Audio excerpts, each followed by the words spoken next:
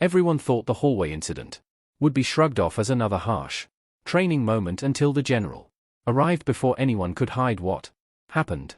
And the soldier who delivered the kick never imagined her name would be the last one he'd ever want to hear. Bright afternoon light poured through the training barracks windows when the trouble began. The kind of day when dust floated lazily, when footsteps echoed loudly, when tempers flared easily. And, in that glowing silence, a young, disabled recruit named Maya struggled to steady herself on her prosthetic leg, while carrying a stack of training manuals. She didn't even see the boot coming until it slammed into her shoulder, sending her hard against the wall. The corridor froze. A few soldiers gasped, and the man who kicked her, Corporal Dane, smirked as if he had just scored a point. Before I tell you what happened next, tell me in the comments where you're watching from. I love knowing who's listening. Maya's breath trembled. Her manual scattered. Her prosthetic leg wobbled slightly on the polished floor. Dunn towered over her, rolling his shoulders, pretending it had been a joke, but his voice betrayed him. He muttered something cruel under his breath, something about weak links and special favors. And for a brief second, Maya's resolve cracked. She wished she could disappear. She wished this wasn't her first month in uniform. But the silence around them wasn't ordinary. A strange shift in the air followed. Soldiers stepped out from their rooms, whispering, watching, judging whether they should intervene. A chain reaction of discomfort spread like sunlight darkened by passing clouds. And Maya, despite her shaking hands, sensed something bigger was coming. She just didn't know from where. She thought she'd never see help in moments like these. She was wrong. Far down the hallway, a sudden gust lifted the loose papers on the floor. Heavy, deliberate footsteps echoed, growing sharper. Closer, commanding conversations died. Instantly, heads snapped forward. No one needed to be told who walked with that kind of purpose. General Anna Ward, known across the base as the Iron Storm, in human form, rounded the corner. Done. Smirk collapsed. General Ward took in the scene with a single sweep of her eyes. Maya on the ground, Manuel scattered, soldiers frozen in guilt, and Dunn standing exactly where he shouldn't be.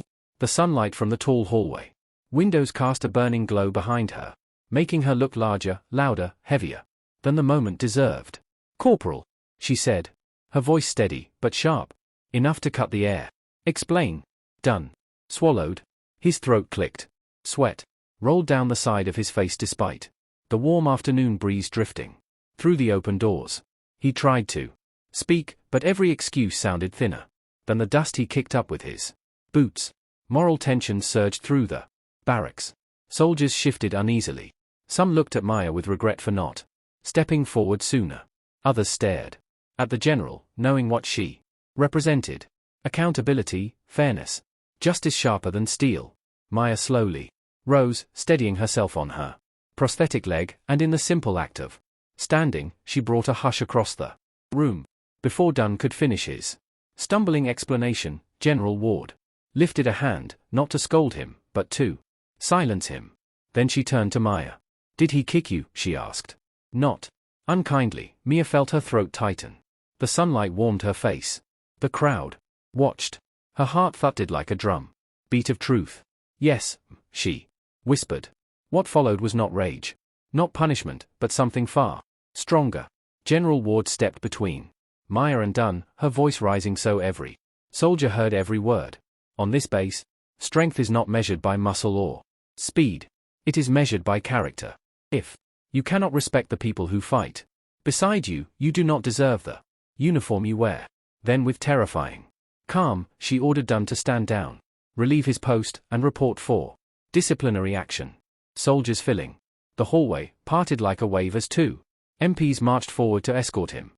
The crowd murmured, some relieved, some stunned, all changed by what they had witnessed. In that bright afternoon hallway, justice didn't shout. It simply walked in, wearing stars on its shoulders. Because kindness doesn't vanish, it waits. And it finds its way back. And sometimes it arrives the moment a hallway goes silent under the sun. If this story moved you, let me know your thoughts in the comments. And don't forget to like, subscribe, and stay with us for more powerful stories. told with